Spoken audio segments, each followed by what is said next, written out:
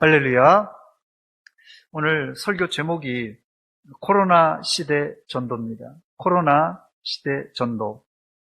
여러분이 생각할 때 코로나 시대에도 전도를 해야 합니까? 아니면 코로나 시대 잠시 전도를 중단해야 됩니까?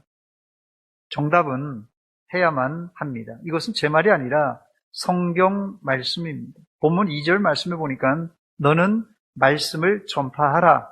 때를 얻든지 못 얻든지 항상 힘쓰라 말씀하셨습니다. 말씀 전파는 때를 얻든지 못 얻든지 항상 힘쓰라고 했으니 코로나 가운데서도 당연히 전도해야 합니다. 문제는 코로나 상황 가운데 이 감염병 위험이 있고 또 기독교의 신뢰가 바닥에 떨어져서 사실 전도해도 전도가 안 먹히는 시대, 전도가 안 되는 상황인데 어떻게 전도할 수 있느냐는 것입니다. 코로나 시대에도 전도하는 것은 맞지만 문제는 방법론입니다. 방법은 어떻게 해야 되겠어요, 여러분들? 저를 한번 따라서 하시기 바랍니다. 지혜롭게 전도는 해야 되는데 방법이 문제예요. 지혜롭게 해야 됩니다. 예수님께서 전도하러 나가는 제자들에게 하신 말씀이 무엇입니까? 마태복음 10장 16절 말씀에 보니까 보라, 내가 너희를 보냄이 양을 이리 가운데로 보낸 것 같도다. 그러므로 너희는 뱀같이 지혜롭고 비둘기같이 순결하라 말씀하셨어요. 2000년 전이나 지금이나 전도의 방법론은 뱀처럼 지혜롭고 비둘기처럼 순결한 방법을 사용해야 됩니다. 왜 이렇게 해야 되는 것입니까? 왜 이렇게 해야 된다고요? 그 이유는 내가 너희를 보냄이 양들을 이리 가운데 보낸 것 같기 때문에 그렇다는 것입니다. 전도의 현장은 2000년 전이나 지금이나 이리때가 득실거리는 영적 전쟁터입니다. 마귀들도 자기에게 속한 자들을 순순하게 우리에게 내주겠습니까?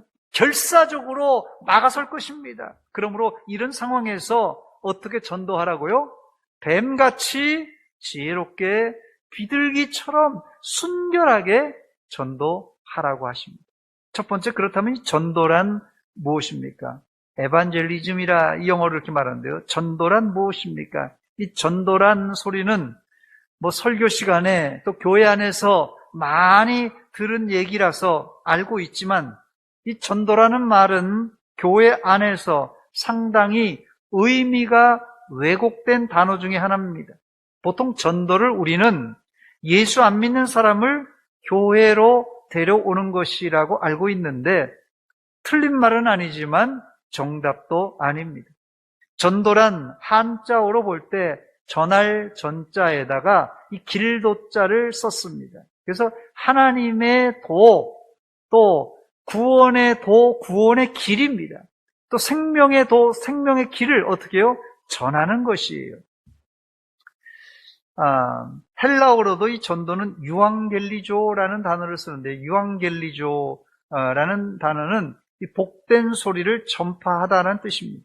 이 단어가 신약성경 마태복음 11장 5절에 제일 먼저 나오는데 예수님이 세례 요한의 제자들에게 하신 말씀입니다. 맹인이 보며 못 걷는 사람이 걸으며 나병 환자가 깨끗함을 받으며 못 듣는 자가 들으며 죽은 자가 살아나며 가난한 자에게 뭐가요? 복음이 전파된다. 복음이 전파된다 하라고 했어요. 여기 복음이 전파된다라는 말이 유앙겔리조라는 단어인데요.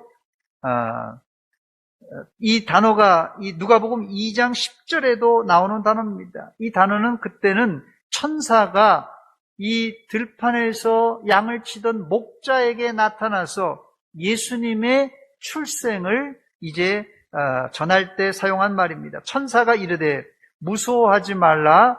보라, 내가 온 세상 온 백성에게 미칠 큰 기쁨의 좋은 소식을 너희에게 전하노라. 여기 유앙겔리조는 큰 기쁨의 좋은 소식을 전하는 것입니다. 이 두 구절을 요약하자면 전도란 무엇입니까? 전도란 큰 기쁨의 좋은 소식, 이게 좋은 소식이니까 굿뉴스, 복음입니다. 이 복음을 전하는 행위가 전도예요. 그런데 여기서 우리가 간과해서는 안 되는 부분이 있는데, 복음은 우리가 전하지만 성령님께서 안 믿는 사람의 마음을 감동시켜야 비로소 불신자들이 예수를 믿고 교회로 나온다는 사실입니다. 복음은 우리가 전하지만 그 이면에는 성령님의 감동, 감화가 있어야 된다는 것이에요. 그래서 우리가 전할 때 빼놓지 말고 해야 될 것이 있는데, 성령님의 역사를 바라는 간절한 기도입니다. 두 번째, 본문에서 이 바울 사도는 믿음의 아들 디모데에게 마지막 유언으로 전도를 부탁했습니다. 그만큼 중요하다는 것이에요. 본문 1절입니다. 하나님 앞과 살아있는 자와 죽은 자를 심판하실 그리스도 예수 앞에서 그가 나타나실 것과 그의 나라를 두고 엄히 명하노니, 2절에 보니까 너는 말씀을 전파하라. 너는 말씀을 전파하라. 이렇게 이어집니다. 본문에 유앙겔리조와 동의어인 전도라는 단어가 두 번 나오는데요. 하나는 말씀을 전파하라라는 이 캐리쇼라는 단어이고요. 또 하나는 디아 마르티루마이라는 단어입니다. 조금 긴 단어인데요. 디아 마르티루마이라는 단어인데요. 이 후자의 이 디아 마르티루마이라는 단어의 이 핵심 단어는 마르티루라는 단어입니다. 마르티루. 이 마르티루마이라는 단어에서 순교자라는 단어가 파생이 됩니다. 그러므로 이 본문에 엄히 명한다는 말은 상당히 무게감이 있는 단어로서 사람이 죽기 전에 하는 유언과 같은 의미입니다.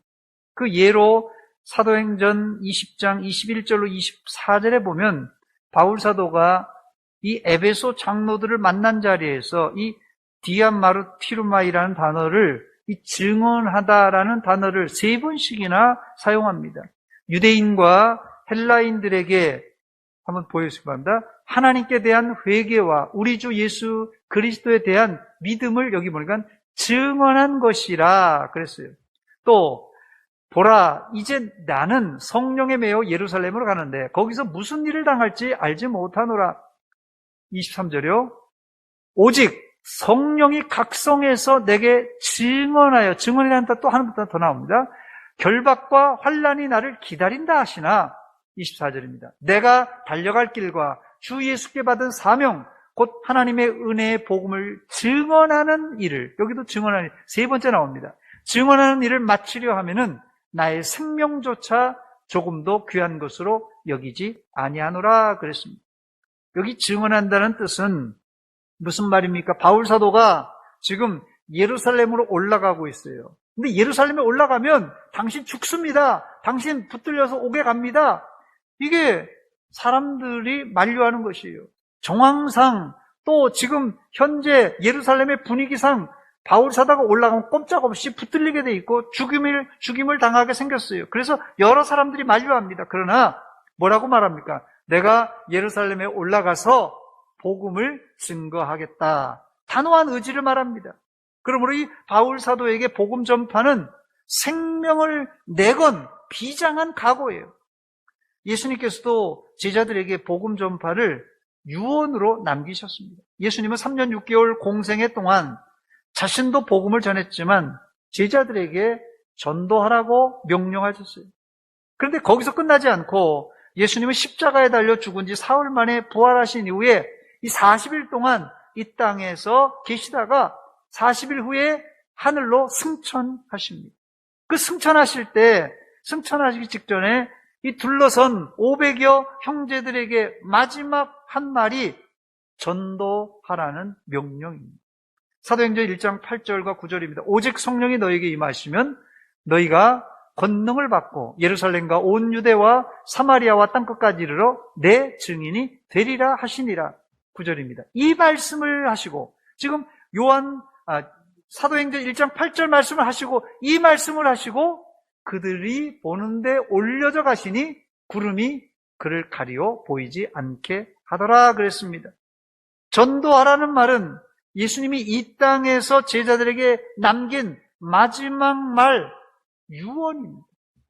그렇습니다. 전도는 교회를 유지하고 전도는 교회를 부흥하기 위해서 하는 활동이 아니라 전도는 그리스도인들이 젖먹던 힘까지 쏟아서 목숨까지 다하여 해야 할 예수님의 명령, 즉 우리의 사명입니다. 그래서 바울 사도도 믿음의 아들 디모데에게 엄중히 명하고 있습니다. 사실 바울 사도는 디모데에게만 명한 것이 아니라 자신이 평생 그렇게 살았던 사람입니다. 세 번째, 본문에서 바울 사도가 디모데에게 강조하는 것은 전도에는 때가 따로 없으니 항상 전도에 힘쓰라는 말씀입니다. 본문 2절입니다. 너는 말씀을 전파하라. 때를 얻든지 못 얻든지 항상 힘쓰라. 범사에 오래 참음과 가르침으로 경책하며 경계하며 권하라 그랬습니다. 여기 전도에는 따로 때가 없고 항상 힘써야 되는 것입니다. 바울 사도는 이 믿음의 아들 디모데에게 전도를 부탁했을 뿐 아니라 자신이 실제 그렇게 살았습니다. 바울 사도는 보통 사람 같으면 전도를 포기할 만한 장소 어디예요? 감옥에 들어가서도 전도했습니다. 심지어는 풍랑을 만나서 다 죽게 생겨서 여러분 14일 동안 2주 동안 이건 해와 달을 보지 못하는 큰 풍랑 가운데서 사람들이 다 초죽음 당한 그런 지경에서도 자신도 죽을 지경이었지만 거기서도 복음을 전했습니다. 실제 바울 사도는 빌립보 감옥에서 전도하여서 빌립보 감옥의 간수장뿐만 아니라 간수장의 가족을 다 전도해서 예수 믿게 했습니다. 또 로마 감옥에서는 주인의 집에서 물건을 훔쳐서 도주했던 노예였던 오네시모를 전도했습니다. 이 외에도 바울 사도는 가이사랴 감옥에서 2년 동안 구류를 당하는데 그때 아그리빠 왕과 또 총독 벨릭스, 베니게 이 사람들에게 전도했어요. 물론 이 아그리빠와 이 총독에게 전도해서 아그리빠랑 총독이 예수 믿은 건 아니지만 바울 사도는 재판 자리였지만 거침없이 거기서도 복음을 증거했습니다. 이게 뭐라고요? 너는 말씀을 전파하라. 때를 얻든지 못 얻든지 항상 힘쓰라는 말이 이 말이에요. 17세기 청교도인 리차드 박스터 목사님, 많은 저작으로 유명한 목사님입니다.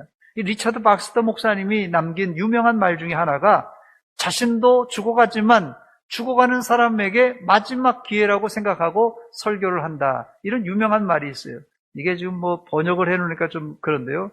이 말은 자기도 지금 죽어가고 있어요. 목사님도 역시 죽어가고 있지만 죽어가는 사람들에게 마지막까지 복음을 전하고 설교한다. 그런 뜻입니다. 이런 청교도 전통에 의해서 한국 교회 목사님들 중에는 나는 전도하다가 나는 설교하다가 죽겠다라는 말씀을 하신 분들이 많습니다. 그래서 제가 신학교에 들어갈 때만 해도 목사는 강단에서 죽어야 된다. 이런 말을 종종 들었습니다. 실제 우리나라는 일제강점기와 6.25 때 예배당과 또 강단을 지키다가 순교한 목사님들이 여럿이 계십니다. 대표적인 예가 손양원 목사님입니다. 6.25 때 이제 피난 가라는 성도들의 성화를 뿌리치고 이 한센인들과 교회와 강단을 지키다가 순교하셨습니다. 바울 사도도 이런 식으로 전도했고 믿음의 아들 디모데에게도 이렇게 하라 이렇게 주문했던 것입니다. 네 번째, 문제는 말세는 전도하기 매우 어려워질 것이라는 전망입니다. 전도하기 매우 어려워진 상황이에요. 본문 3절과 4절에 나오는 내용입니다. 때가 이르리니 사람이 바른 교훈을 받지 아니하며 귀가 가려워서 자기의 사욕을 따를 스승을 많이 두고 또 그 귀를 진리에서 돌이켜 허탄한 이야기를 따르리라 그랬습니다. 여기 때가 이르리니 이 말세에 사람들은 바른 교훈을 받지 않는다고 했어요. 그 이유가 뭡니까? 귀가 가려워서 자기의 소욕을 따를 스승을 많이 두기 때문이라고 말했습니다. 여기 귀가 가려워서라는 말은 비유적으로 자기가 듣고 싶은 이야기만 듣는다는 뜻이에요. 이런 사람의 특징은 자기가 듣고 싶은 이야기를 해주는 선생들을 많이 두고 진리에서 돌이켜 허탄한 이야기를 따르는 사람입니다. 이런 현상은 지금 우리 시대를 잘 대변해주고 있는 말씀입니다. 지금 세상에 예를 들어서 누가 잘못했을 때 잘못을 교정하기 위해서 잘못을 지적하든지 바른 말을 해주면 듣기 싫다고 도리어 이 면박을 당하든지 핍박을 당하는 상황입니다. 반대로 자기 입맛에 맞는 말을 해주는 사람은 심지어 그것이 거짓말인 줄 알면서도 편안한 말, 듣기 좋은 말만 들으려고 하고 칭찬만 받으려고 하는 시대입니다. 이것이 바로 죄 지은 인간의 전형적인 증상입니다, 여러분. 저는 이런 현상을 한마디로 요약하면 현대인들은 하나님 말씀, 진리에 대해서는 귀를 딱 막고 있고 자기가 듣고 싶은 말, 사탄의 유혹하는 이 달콤한 말에는 반응을 한다고 말씀드리고 싶습니다. 요즘 왜 전도가 안 되고 전도가 힘든 이유를 여러분 아시겠습니까? 차라리 미련하고 어리석은 자라면 죄를 죄라고 가르쳐주면 깨우쳐줄 때 돌이킬 가능성이 있어요. 미련하고 어리석은 사람이라면. 그런데 현대인들은 아주 야가 빠졌어요. 그래서 자신의 행동이 심지어는 성경의 기준에 따라서 볼 때는 잘못된 줄, 틀렸다는 것을 알고 있지만 이게 잘못되었다, 틀렸다고 생각하지 않고 뭐라고 생각하냐면 다르다 이렇게 생각해요. 나는 개성이 다르다 이렇게 생각합니다. 그래서 전도하기가 더 힘들어진 것입니다. 예를 들어서 우리가 당신 예수 믿어야 됩니다. 예수 안 믿으면 계속 예수 안 믿으면 지옥 갑니다. 이렇게 전도하면 예전 사람 같으면 야 지옥 가면 어떡하나 예수 믿어야 되겠다 이렇게 나와야지 되는 건데 예수 안 믿고 있다가는 지옥 갑니다 얘기하면 뭐라고 하냐면요 사랑의 하나님이 절대 지옥을 안 만드셨습니다. 요즘 이런 얘기예요. 사랑의 하나님인데 지옥을 만들었겠느냐 이렇게 주장하면서 오히려 전도하는 사람을 야단치는 시대입니다. 여기 다 우리 성도들 중에 다 전도해 보셨죠? 얼마나 힘듭니까? 전도 다 해봤는데 전도가 얼마나 힘듭니까? 전도는 영적인 전쟁이기도 하지만 인간의 머릿속에 있는 이 사상과 세계관과의 싸움이에요. 전도가 그냥 막연하게 그냥 단순하게 이렇게 되는 것이 아니라 이 전도는 우리 머릿속에 있는 이 사상, 세계관과의 싸움입니다. 즉 자신이 가진 이 사상, 또 어떤 신념, 또 진영 논리, 그리고 세계관 이런 것을 다 가지고 있는데 이런 자신이 가진 사상과 진영과 세계관을 가지고 이 성경적인 세계관, 하나님의 말씀을 정면으로 거부하고 부인하는 이런 대결을 말합니다. 전도라는 것이. 그래서 이 진화론자들은 결사적으로 성경의 6일 창조를 거짓이라고 배척합니다. 또 동성애를 옹호하는 사람들은 동성애는 개인의 성적 취향이라고 주장하며 오히려 소수자인 이 성소수자, 이 동성애자들을 교회에서 품어주어야 된다고 주장합니다.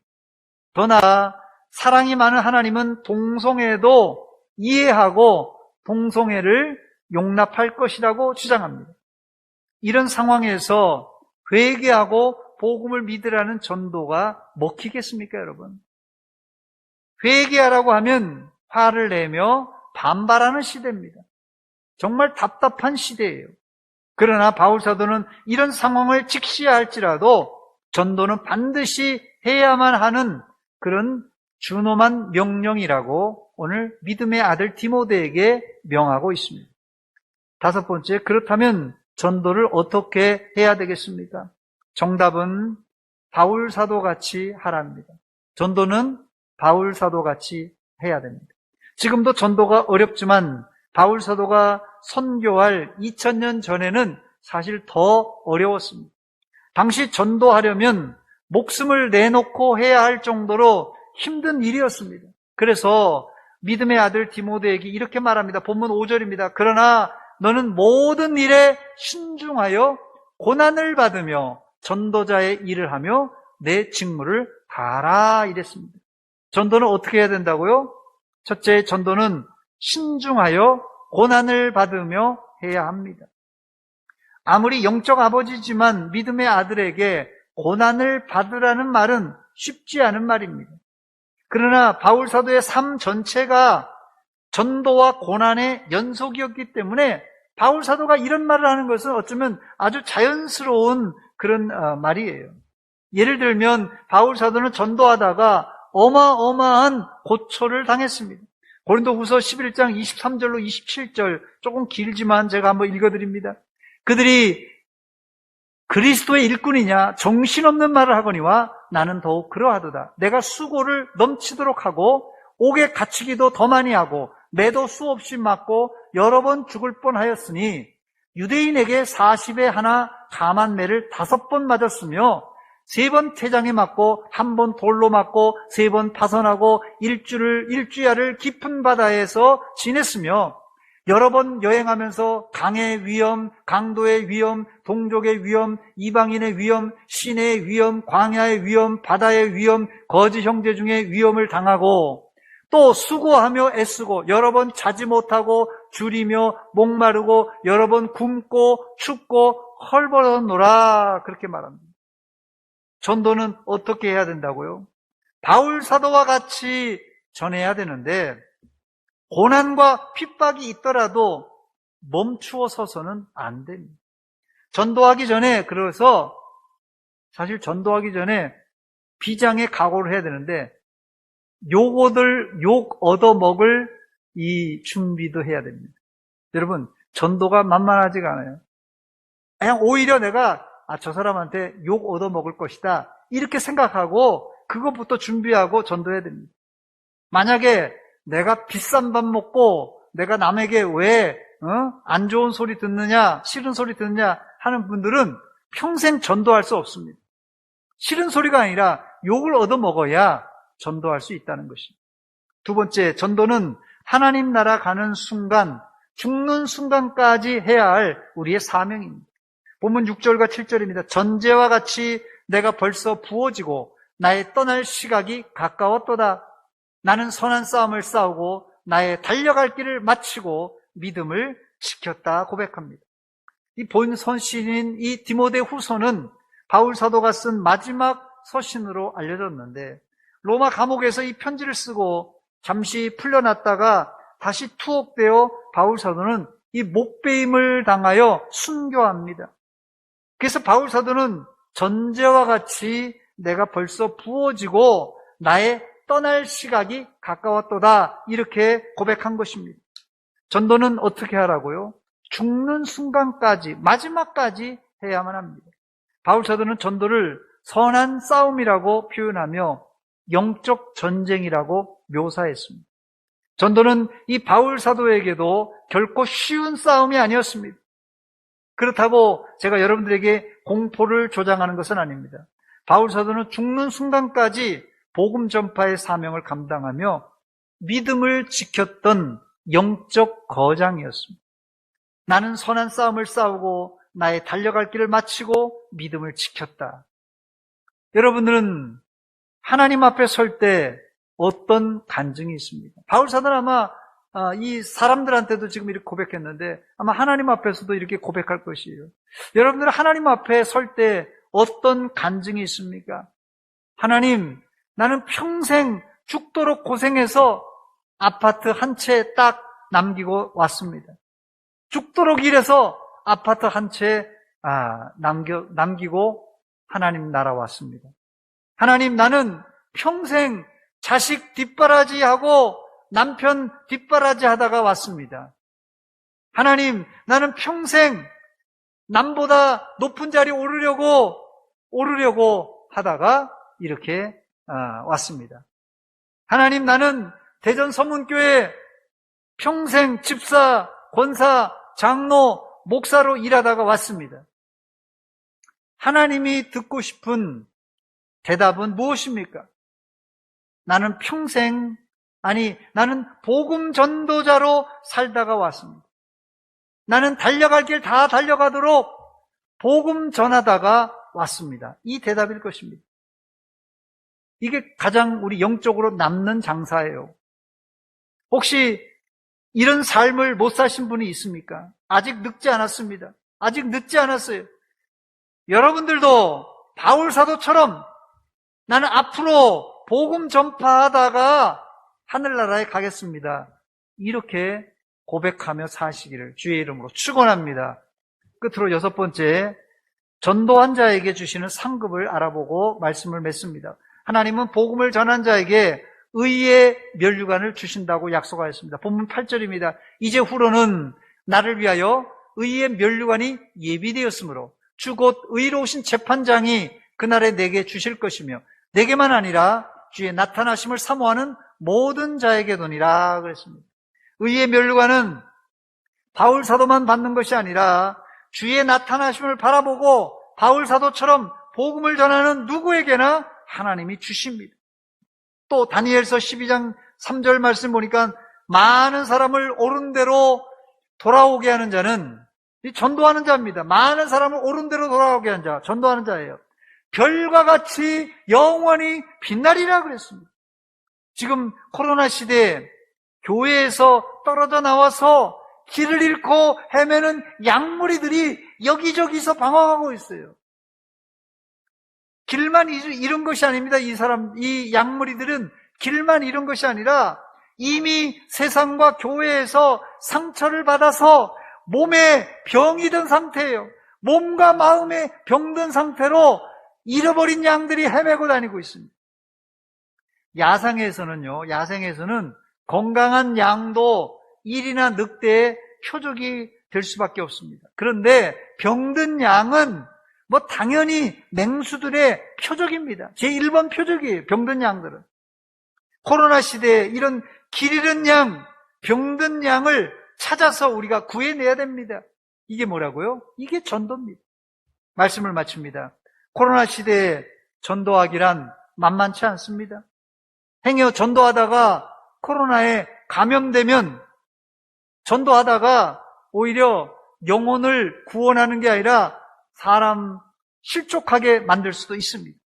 그러나 이런 위험을 알지만 우리는 환경보다 하나님의 명령, 너는 말씀을 전파하라, 때를 얻든지 못 얻든지. 코로나 시대는 때를 얻지 못한 시대입니다. 때를 얻지 못한 시대인데요, 때를 얻든지 못 얻든지 항상 힘쓰라는 말씀에 순종하여 복음 전파에 고삐를 조여야 할 때입니다. 그 이유는 코로나로 인해서 오히려 사람들이 마음이 공허해지고 우울한 시기를 보내고 있고 정말 생명의 복음이 더 절실할 때가 바로 이 코로나 시대입니다, 여러분. 여러분, 전도는 잃은 양을 구해 살리는 일도 하지만 사실상 전도는 나태해진 나 자신에게 영적 옆구리를 찌르는 자극이에요. 전도가 어렵지만 이 전도가 내 영혼을, 내 옆구리를 찌르는 작업입니다. 그래서 내 영혼이 다시 살아나는 영적 부흥을 체험할 수 있는 길이 바로 이 전도입니다, 여러분. 그래서 전도하여 열매를 맺은 사람은 세상의 어떤 기쁨과 비교할 수 있는 기쁨으로 충만하고 즐겁습니다. 코로나 시대에 잃은 양을 위해서 또 나 자신의 영적 건강을 위해서 최종적으로는 하나님께 영광을 위해서 바울 사도처럼 인생에 달려갈 길 다 마칠 때까지 믿음으로 전도하며 나중에는 의의 면류관 받아 누리시기를 주의 이름으로 축원합니다. 같이 기도하겠습니다. 이 시간 기도할 때 하나님, 내가 코로나라서 신앙이 위축될 뿐 아니라 전도도 멈춰 있습니다. 하나님, 전도의 문을 열어주시고 내 마음의 문을 열어주시옵소서. 한 목소리를 같이 기도합니다. 하나님 우리 아버지, 은혜와 사랑 감사드립니다. 이 아침에 하나님 말씀으로 도전받게 하시는 것 감사합니다. 하나님, 이 시간 마음에 뜨거움이 있게 하시고 간절한 마음이 있게 하시고 주님이 명하신 때를 얻든지 못 얻든지 항상 힘쓰라는 말씀 우리가 순종하여 나가기를 원합니다. 하나님, 내 마음속에 전도의 갈망으로 넘치게 하시고 우리 교회가 전도의 문이 활짝 열리게 하여 주시옵소서. 하나님께 영광 돌리게 하시고 하나님께 아버지를 축복 귀한 시간 되게 하여 주시옵소서.